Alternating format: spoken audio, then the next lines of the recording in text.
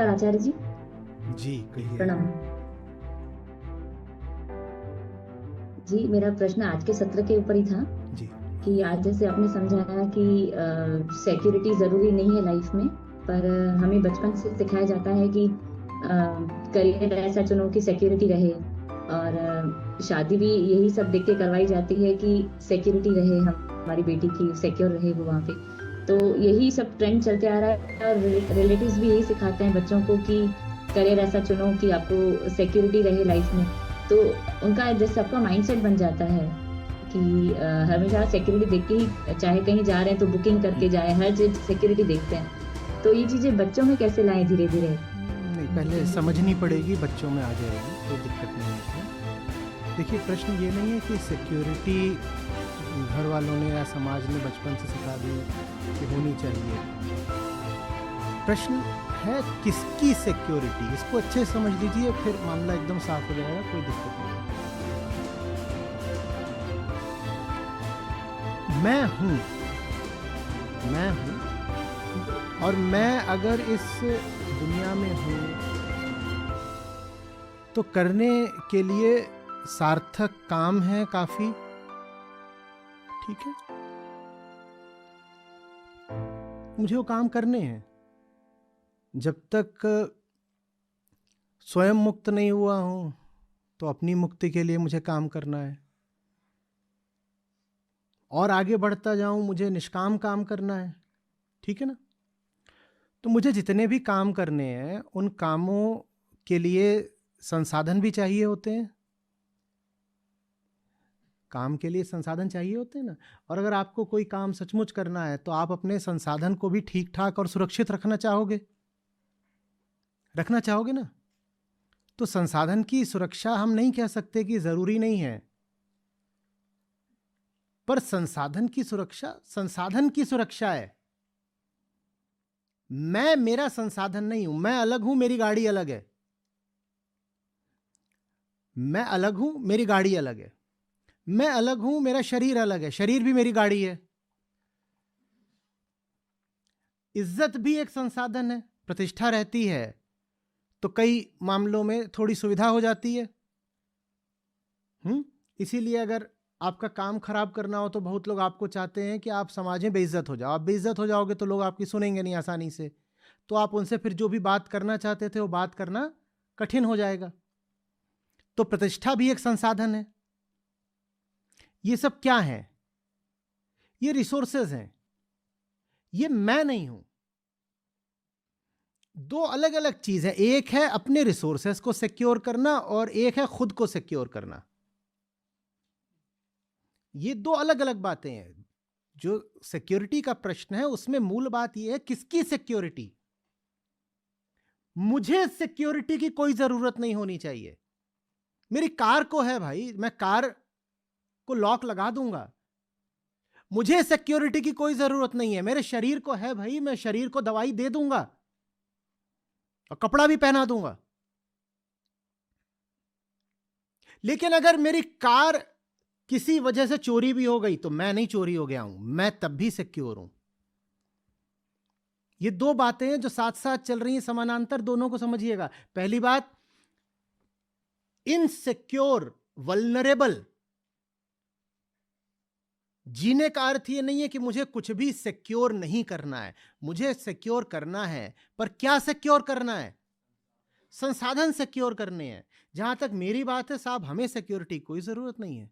दुनिया में कुछ होता रहे, मैं पर कोई फर्क नहीं पड़ेगा। ये जो मैं है मेरा इतना अनाश्रित है, इतना इंडिपेंडेंट है, पर निर्भरता से इतना मुक्त है कि दुनिया की कोई भी चीज टूटती रहे, ये जो आई है भीतर, इसको ऐसा कर दिया है कि इस पर कोई फर्क नहीं पड़ता।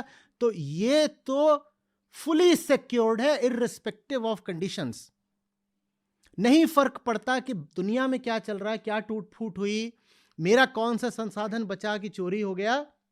ये जो मैं है, मेरा कुछ नहीं बिगड़ता। तो मैं तो सुरक्षित हूं सब स्थितियों में, फर्क नहीं पड़ता कि कौन सी स्थिति क्या है। इसका क्या यह मतलब है कि मैं अपनी गाड़ी में ताला नहीं लगाऊंगा? इसका क्या यह मतलब है कि मैं शरीर को दवाई नहीं दूंगा? इसका ये मतलब है कि वो बैंक में जो मैंने पैसा इकट्ठा कराया किसी बहुत अच्छे काम के लिए, मैं अपना पिन और पासवर्ड और ये सब इधर उधर बांटता फिरूंगा? सिक्योर करो, पर जिस भी चीज को सिक्योर कर रहे हो जान लो कि वो चीज बाहरी है, आपके काम की है, इसलिए आप सिक्योर कर रहे हो। कुछ मेरा है, मैंने उसको करा सिक्योर, मैंने स्वयं को कभी सिक्योर नहीं करा। इसका जो फायदा होता है वो क्या होता है? इसका फायदा ये होता है कि आपकी फिर कोई भी चीज खराब होती रहे, आप खराब नहीं होते, क्योंकि आपने इन दोनों को अब अलग अलग कर दिया है, डीकपल कर दिया है। मेरा क्या है और मैं कौन हूं, इन दोनों का जोड़ा तोड़ना बहुत जरूरी है। इनको एक कर दिया तो उसको आइडेंटिफिकेशन बोलते हैं, तादात्म्य। ये आइडेंटिफिकेशन मार देता है। ज्यादातर लोग मैं और मेरा में अंतर नहीं कर पाते। उनका मेरा छिन जाए उनको लगता है मैं ही छिन गया, उनका मेरा टूट जाए उनको लगता है मैं ही टूट गया। समझ में आ रही बात? तो कुछ अगर टूटा तो मेरा टूटा, मैं नहीं टूटा। घुटना भी टूट गया तो घुटना टूट गया, मैं नहीं टूट गया। घर टूट गया तो घर टूट गया, मैं नहीं टूट गया। तो फिर सिक्योर भी मैं करूंगा तो घुटने को करूंगा और घर को करूंगा, खुद को सिक्योर नहीं करूंगा। मुझे सिक्योरिटी की कोई जरूरत नहीं है, लेकिन इसका अर्थ ये नहीं है कि और जो चीजें हैं उनकी सिक्योरिटी की कोई जरूरत नहीं है। बिल्कुल होती है। अभी यहां दिख नहीं रहे हैं पर यहां भी होंगे सिक्योरिटी वाले, यहां भी।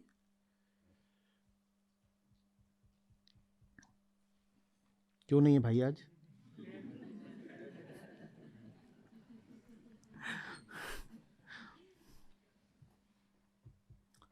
समझ में आ रही है बात? ये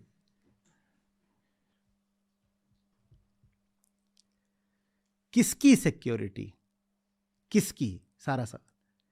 और जब आपको पता होता है आप और आपके विषय, आपकी चीजें, आपके संसाधन एक ही बात नहीं है, अलग अलग है,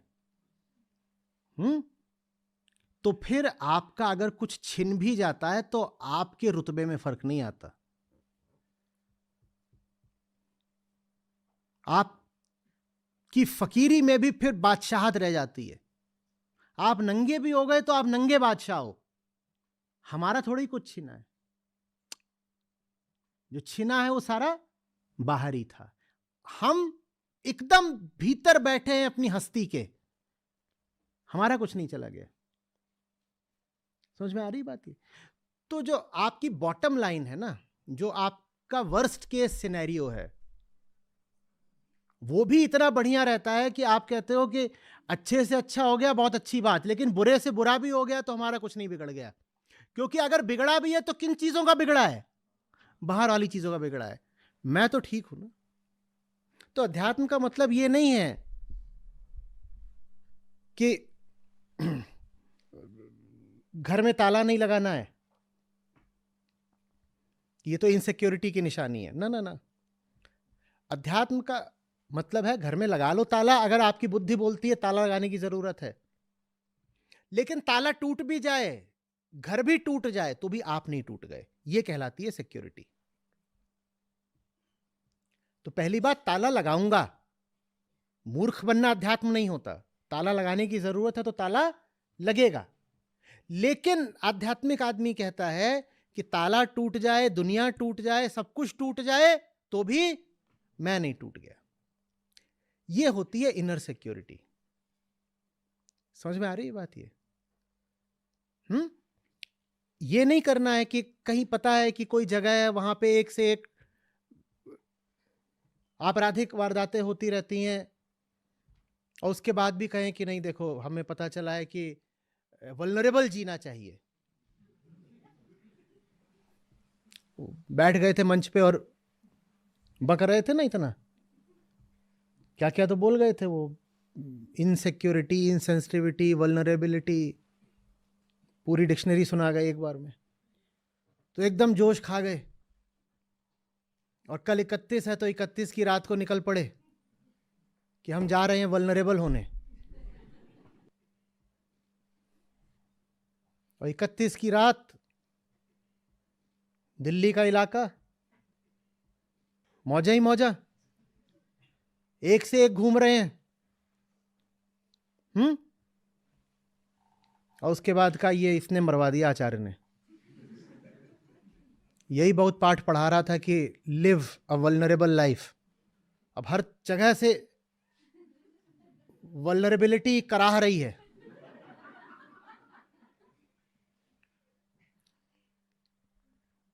ये नहीं है।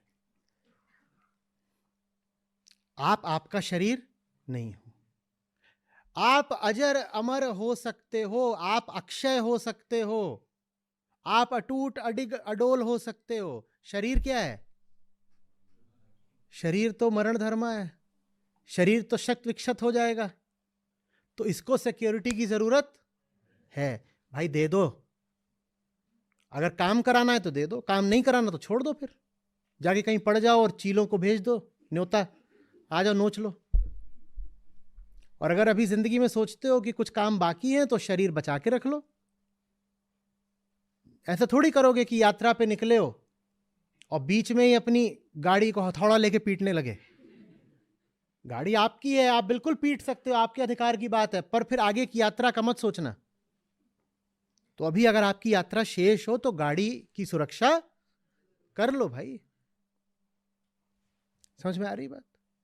जिसको टूट फूट हो सकती है उसको दे दो सुरक्षा, लेकिन जहां तक हम हैं हम ऐसे हो जाएं कि हम में किसी टूट फूट की कोई संभावना बचे ही नहीं।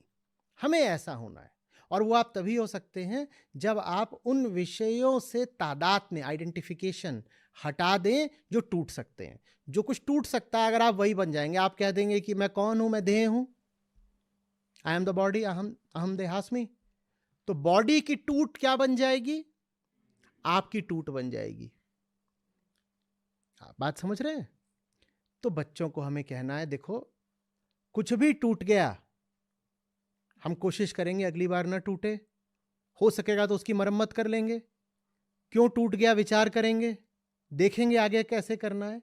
लेकिन कुछ टूटा कि नहीं टूटा, एक बात पक्की है, हम नहीं टूटे, हम नहीं टूटे हैं। सब कुछ टूट जाएगा तो भी अगर हम कह पाने की हालत में होंगे तो हम यही बोलेंगे, क्या हम थोड़ी टूटे हैं, हम थोड़ी टूटे हैं।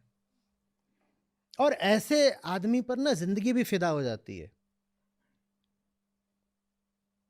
जिसका सब कुछ टूटा बिखरा पड़ा हो और उसके बीच में वो क्या बोल रहा है, और खुद भी टूटा बिखरा है, मतलब शरीर से, मुंह भी टूट गया है और टूटे हुए मुंह से क्या बोल रहा है, मौज है। खुल भी नहीं रहा है, जबड़ा भी टूट गया है और टूटे हुए जबड़े से भी क्या बोल रहा है, मौज। ये चेहरा खूबसूरत होता है, ये अपने टूटे हुए जबड़े के साथ भी बहुत खूबसूरत है। खूबसूरती इसको बोलते हैं। वो थोड़े ही कि भीतर ही भीतर कलप रहे हैं और कोई मिल गया पूछ रहा है, हाँ जी साहब कैसे, तो क्या बोल रहे हैं, अजी मौज है। ना इसकी मौज है, न ये आदमी किसी काम का है, झूठा। जब चारों तरफ सब अस्त व्यस्त ध्वस्त पड़ा हो, साफ दिख रहा हो, दुनिया कह रही हो कि आदमी बर्बाद हो गया, और आप उस सारी बर्बादी तबाही के बीच में भी मुस्कुरा सको, तब मैं कह रहा हूं जिंदगी खुद फिदा होती है आप पर। इसे सिक्योरिटी बोलते हैं। सब कुछ नष्ट हो गया है लेकिन हमारा अभी भी कुछ नहीं बिगड़ा। यह सिक्योरिटी बच्चों को बतानी। बच्चों को कैसे बताओगे? तेरा कद छोटा है, लाइन में सबसे आगे लगना पड़ता है असेंबली में, तो पीछे से सब रहते हैं, मुझे तो कोई दिखता नहीं, उनको मैं दिखता हूं, मेरा मजाक उड़ाते हैं, सर पे टप्पी मारते हैं, और मैं सबसे आगे रहता हूं तो टीचर्स भी किसको ही देखती हैं, मुझे ही देखती हैं। बेटा तेरा कद छोटा है, तू छोटा नहीं है।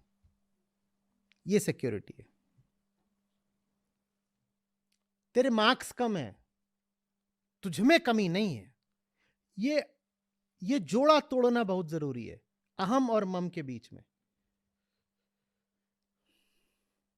बात समझ में आ रही है? हम उल्टा करते हैं, हम जोड़ा जोड़ देते हैं।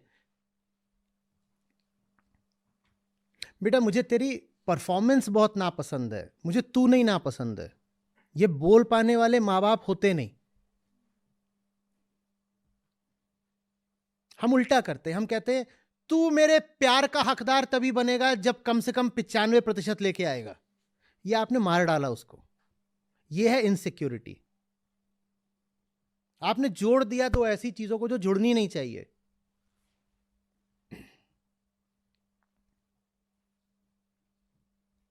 समझ में आ रही बात? ये मैं तुमसे दो तलों पे बात करूंगा। एक जो तुम बने बैठे हो, अहंकार तुम्हारा। दूसरा जो तुम सचमुच हो। और दोनों बातें करनी पड़ती है ना। जैसे कि आप किसी नाटक प्ले के डायरेक्टर हो और आपके सामने एक एक्टर है, आप उससे दो तलों पे बात करते हो। एक जो किरदार है और दूसरा जो व्यक्ति है। आप दोनों बातें करोगे उससे।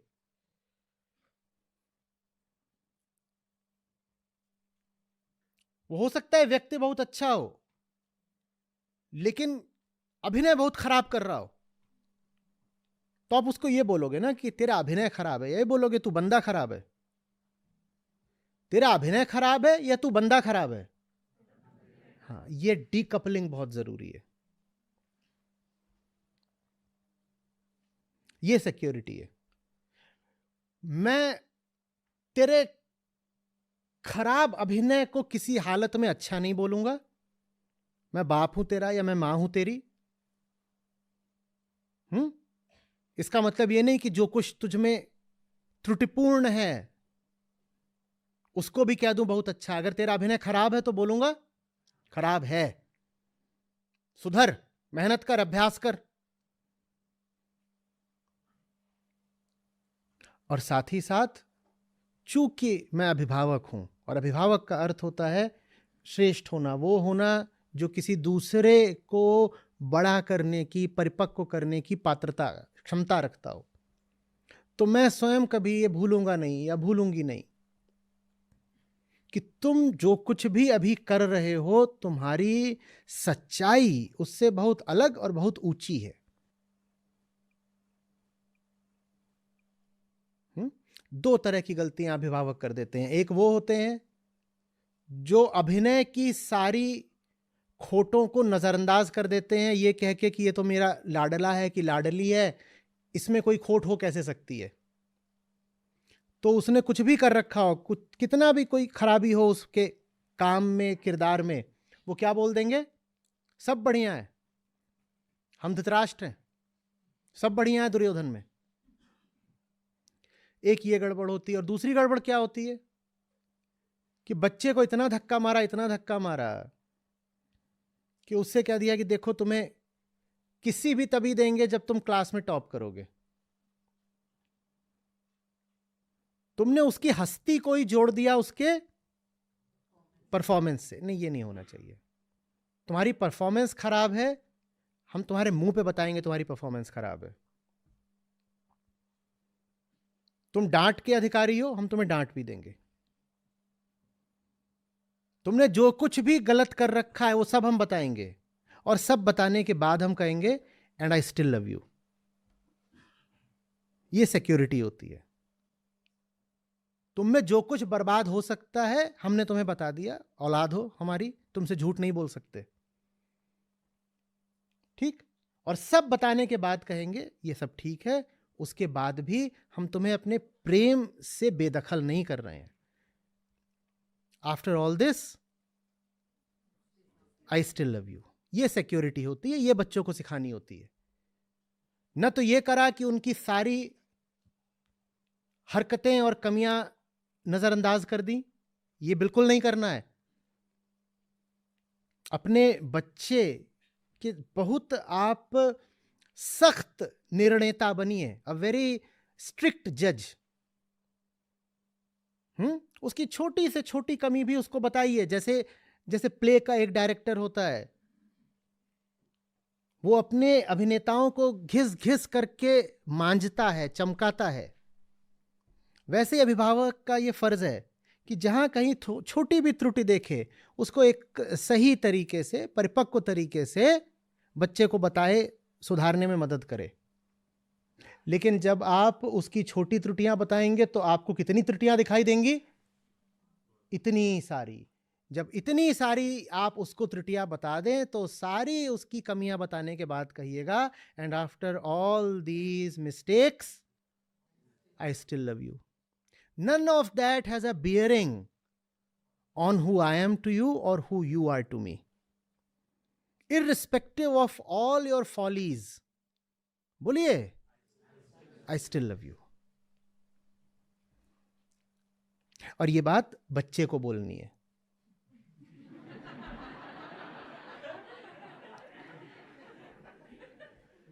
ये जो मैंने बात बोली, ये 25, 30, 35 साल वालों पे लागू नहीं होती।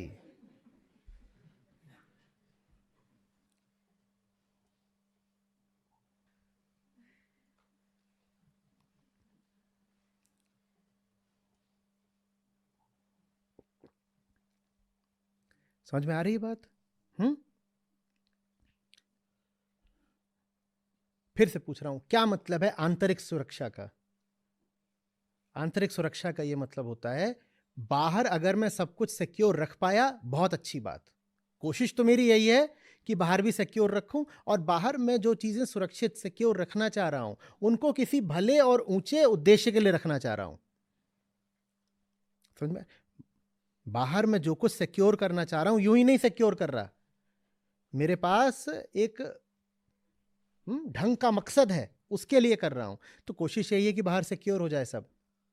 लेकिन अगर बाहर सिक्योर नहीं भी हो पाया, सब बर्बाद भी हो गया, तो भी बोलिए,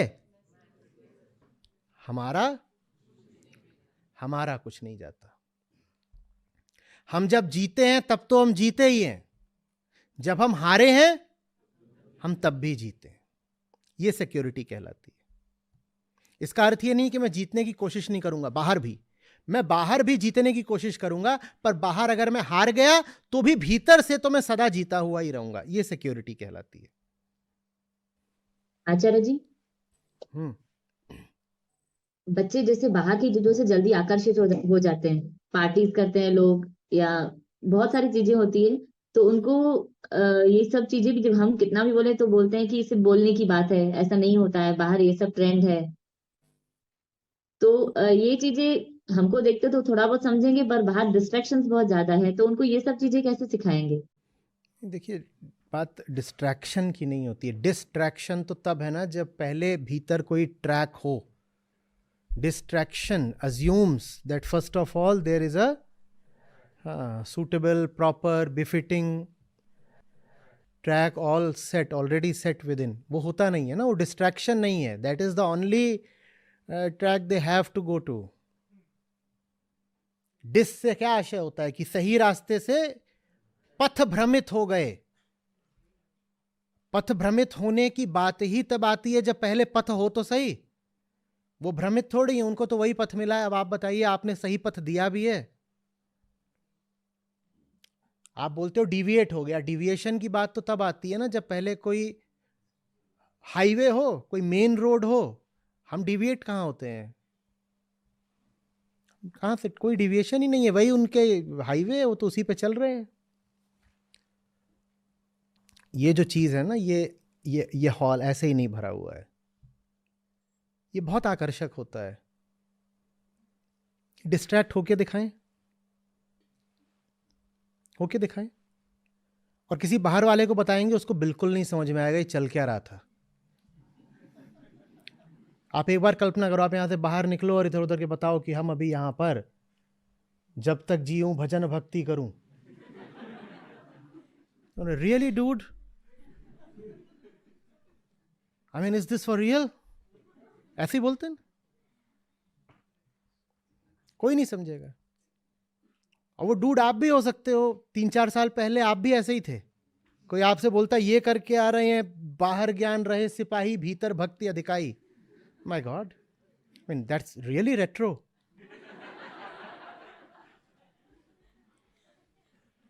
और जो लोग नए हैं या कभी कभार ही आते हैं, एक आध बार आ गए, उनको भी ऐसे ही लग रहा है, ऐसे ऐसे देखते हैं। मुझे कम देखते हैं, आसपास और लोग ज्यादा देखते हैं। देखा, चिड़ियाघर टाइप माहौल है।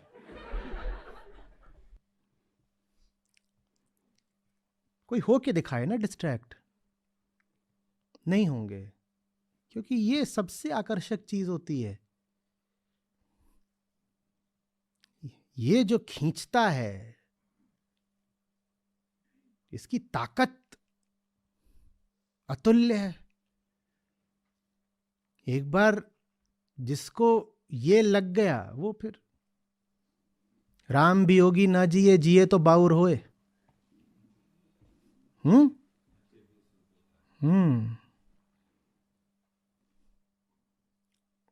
इससे हटने के बाद फिर जीने का मन नहीं करता। जिसको एक बार राम की सुगंध भी आ गई, उसको फिर वहां से हटा दो तो राम वियोगी ना जिए, जिए तो बाउर होए। उसको फिर अगर जबरदस्ती जिंदा रखोगे तो वो पागल हो जाएगा, बावरा हो जाएगा। ये मत कहिए कि बच्चा भटक गया है। ये बताइए, आपने उसे सबसे पहले सही रास्ता बताया ही कब था? सही रास्ता हो, उससे वो विमुख हो तो हम बात करें। उसके कोई रास्ता ही नहीं है, उसको ऐसे ही छोड़ देते हैं माँ बाप, वो इधर उधर कहीं भी निकल जाता है, फिर कहते हो बहक गया। बहक क्या गया?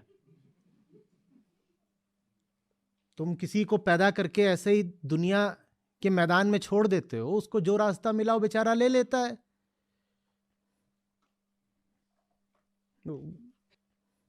नज्म था ना कि तेरे दिल से निकाले हम, कहां भटके कहां पहुंचे।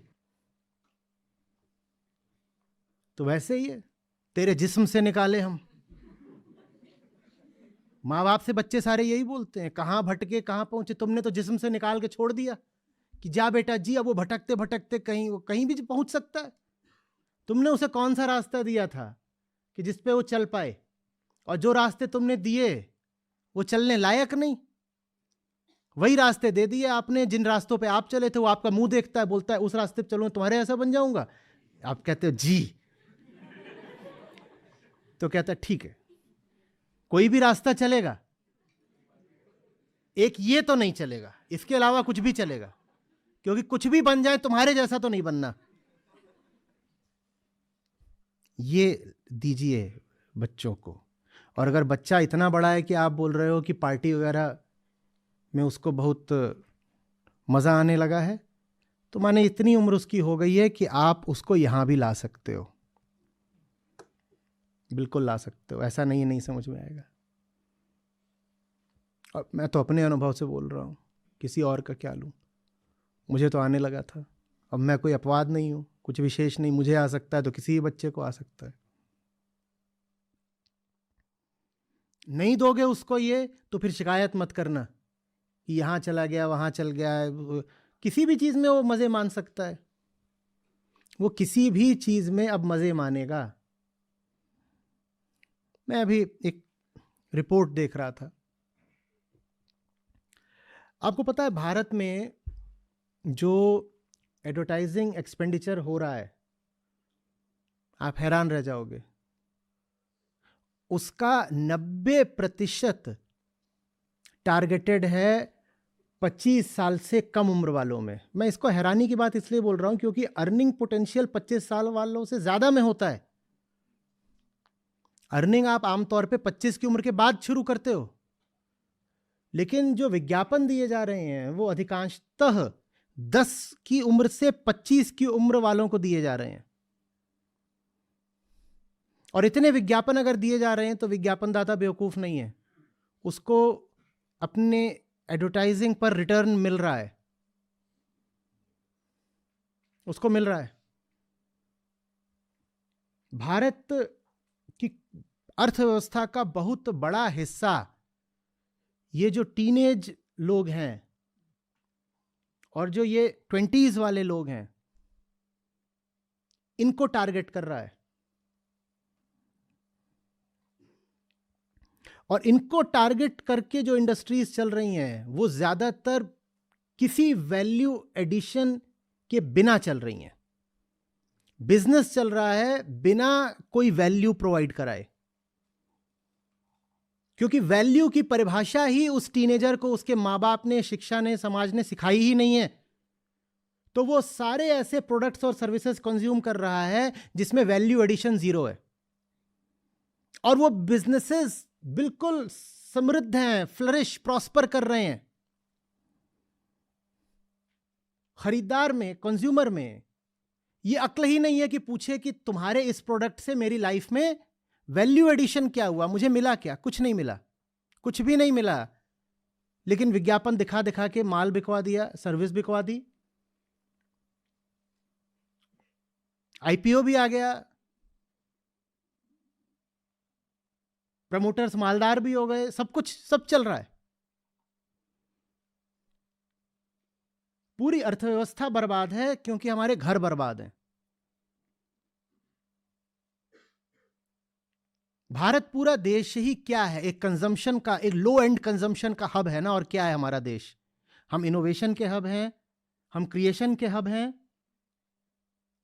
सस्ता माल जहां बिकता है और कंज्यूम होता है, उस देश का नाम भारत हो गया है।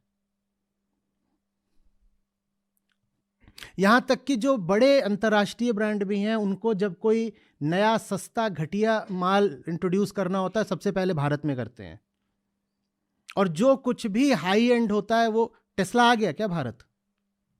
चीन में कब से है? चीन बहुत बड़ी मार्केट है उसकी। क्योंकि वैल्यू की हमको परिभाषा ही नहीं पता ना।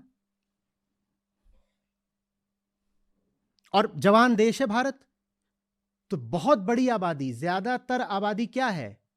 यही 25-30 से कम उम्र की। तो ये बहुत सारे लोग हैं, बहुत सारे लोग हैं जिनको घटिया माल बेचा जा रहा है।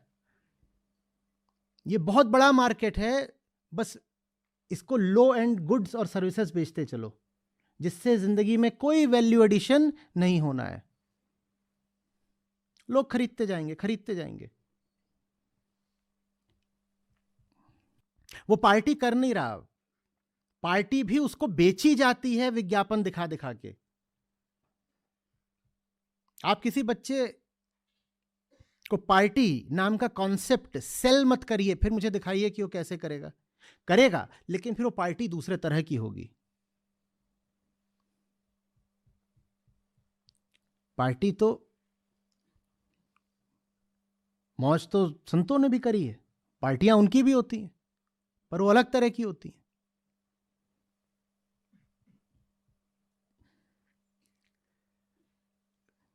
बात को समझ रहे हो आप? जो असली चीज है वो आप बच्चे तक आने नहीं दोगे, तो वो बाजार की रोशनियों और चकाचौंध और विज्ञापनों का शिकार क्यों नहीं होगा? बताओ ना मुझको। उसके पास एक मन है, और अहम चाहता है कि मन में कुछ आए। मन सोखते की तरह, स्पॉन्ज की तरह तैयार बैठा हुआ है, बाहर से कुछ ले ले ले ले ले ले। कोई उसे आप सही चीज, सदवस्तु तो दे नहीं पा रहे हो माँ बाप होने के नाते, तो जो कुछ भी सड़ा गला हो सकता है वो उसको सोखता चलता है। और सही चीज आप क्यों नहीं दे पा रहे हो? क्योंकि आप खुद ही सही चीज की कदर नहीं करते हो। जो खुद कदर करने लगते हैं, उनके बच्चों तक भी वो सही चीज पहुंच जाती है।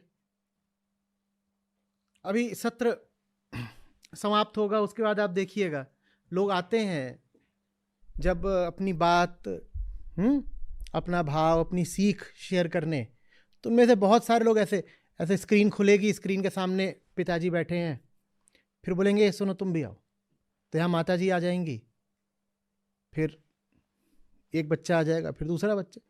आप तक आ गया तो बच्चे तक भी आ जाता है ना। देखा है आपने? कितने घरों से कई अभिभावक बोलते हैं आओ आओ तुम भी आओ, और वो बच्चा आ जाएगा। वो पूरा समझ भी नहीं पा रहा, पर वो आके वहां आत्मज्ञान के पलकाक्ष में गंदे कलम छब त्याग दो, हंसने की बात नहीं है, बहुत अच्छी बात है, बहुत अच्छी बात है।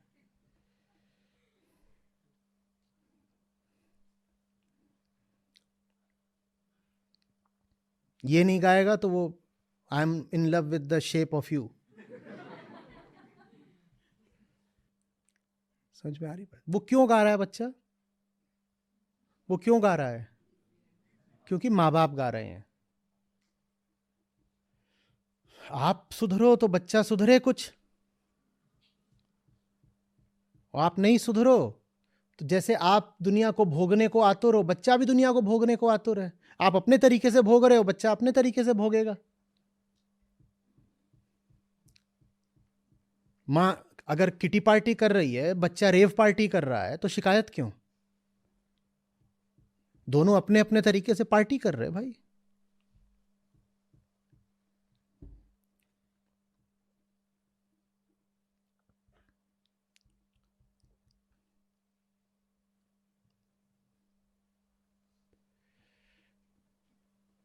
दुनिया भर में कहीं भी कुछ हो रहा हो अनर्गल, हम क्यों नहीं स्वीकार करना चाहते कि उसका कारण परिवार है?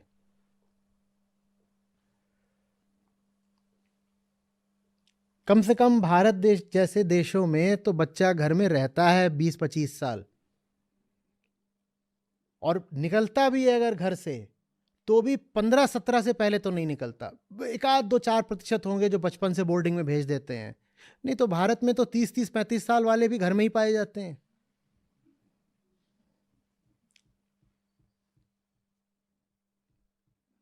तो वो अब जैसा भी बन के निकला है, वो चीज, वो बीमारी उसको कहां से मिली?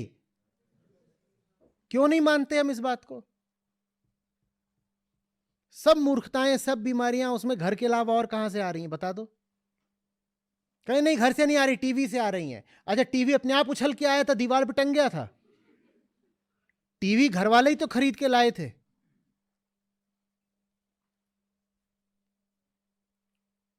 पैसा बच्चे ने दिया था।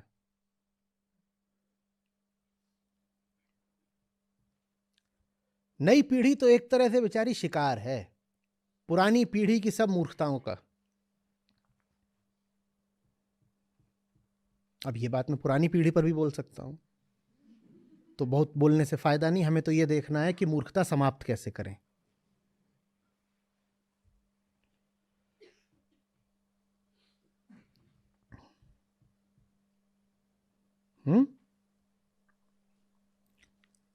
मूर्खता ऐसे समाप्त होती है। और जब एक किशोर लड़के को कोई नचिकेता जैसा मिलता है, जब एक किशोर लड़की को कोई जॉन ऑफ आर्क जैसा मिलता है, तो ये सब 2 कौड़ी के ड्रग्स और ये सब बिल्कुल दिमाग से उतर जाता है। फूहड़ लगने लगता है, ये सब घूम रहे हैं 2 टके के, क्या दम, क्या है इनमें? दम क्या है? दम कुछ नहीं है, जिंदगी के आगे थोड़ी खड़े हो सकते हैं। लेकिन ये तब पता चलता है ना जब उनसे परिचय करवाया जाए जो सचमुच जिंदगी के आगे खड़े हुए। जब आप अपने बच्चे को नचिकेता से मिलवाते और कहते हो ये नचिकेता, और हमें बताया जाता है कि साहब इसकी उम्र तो ऐसे ही थी, कोई कहता 8, कोई 12, कोई 15, इससे ऊपर तो ले ही नहीं जा पाते। वैसे ही अष्टावक्र कि राजा आए थे, राजा कम से कम 40-50 के रहे होंगे, ये अष्टावक्र, इनको कहते हैं ये किशोर ही थे, टीनेजर ही थे, और देखो ये क्या बोल रहे हैं, रियली पॉप। तब कुछ मजा आएगा ना, उसकी भी थोड़ी नींद टूटेगी, कहेगा अब कुछ नया सा हो रहा है, देखें तो क्या बात हो रही है। इनसे कहाँ हम मिलने पाते हैं? तो फिर वो जा करके ये जो रैपर्स होते हैं, ये नहीं घूम रहे होते हैं ढीली बैगी वाले,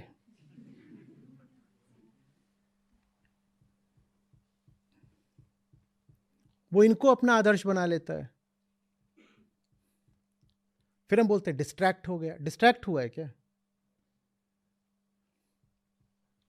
आपकी लड़की अगर बारबी को आदर्श बना रही है तो मुझे ये तो बताओ कि जोन ऑफ आर्क से आपने उसको मिलवाया कब?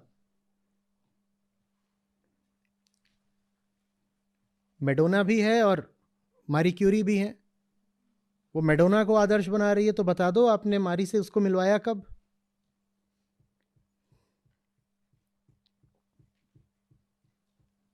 कब मिलवाया बताओ तो। नहीं मिलवा देंगे, पर ये आपने नाम क्या बताया? मैंने कभी सुना नहीं पहले। डिड यू से मैरी? आई मीन MARY वाली मैरी? दीदी पहले खुद तो पढ़ लो, बच्ची की फिक्र तो बाद में होगी।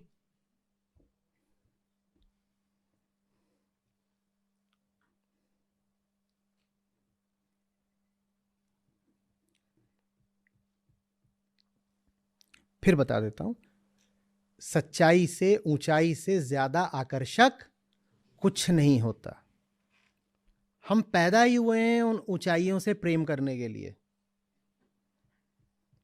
तो अगर किसी को आप पाएं कि उसे गड्ढे और तलहटी और पाताल पसंद आ रहा है, तो उसकी वजह बस ये है कि उसकी आंखों को कभी ऊंचाइयां देखने ही नहीं दी गई। नहीं तो हो ही नहीं सकता कि किसी को गड्ढे और गटर और पाताल पसंद आए, हो ही नहीं सकता। और एक बार कोई अगर गहरे गटर में भी धंसा हुआ है ना, एक बार उसको दिखा दो ऊपर वो शिखर की सुंदरता, वो खुद कहेगा कि ये कहां फंस गया मैं, मुझे वहां जाने दो। प्यार से ज्यादा बड़ी कोई ताकत होती है क्या? सच में शिखर में कुछ ऐसा होता है सौंदर्य कि आपको प्यार हो जाता है उससे। और वो प्यार बहुत हौसला देता है, बहुत ताकत देता है। आप गिरते पड़ते भी चढ़ते रहते हो, आप कहते हो वहां तक जाना है, वहां जाना है। कर्तव्य निभाने के लिए नहीं, प्रेम है।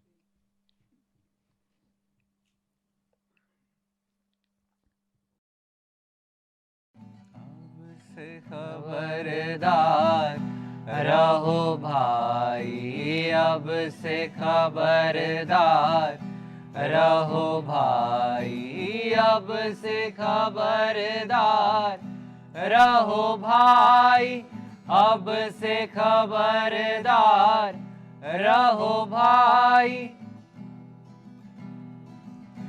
गुरु दीना माल खजाना, गुरु दीना माल खजाना, राखो जुगत लगाई, राखो जुगत लगाई। पावरती घटने नहीं पावे, पावरती घटने नहीं पावे। दिन दिन होत सवाई, दिन दिन होत सवाई, अब से खबरदार रहो भाई, अब से खबरदार रहो भाई, अब से खबरदार रहो भाई, अब से खबरदार रहो भाई। क्षमाशील की माला पहनो, क्षमाशील की माला पहनो, ज्ञान वस्त्र लगाई, ज्ञान वस्त्र लगाई। दया की टोपी सिर पर दे के, दया की टोपी सिर पर दे के, और अधिक बन आई, और अधिक बन आई। अब से खबरदार रहो भाई, अब से खबरदार रहो भाई।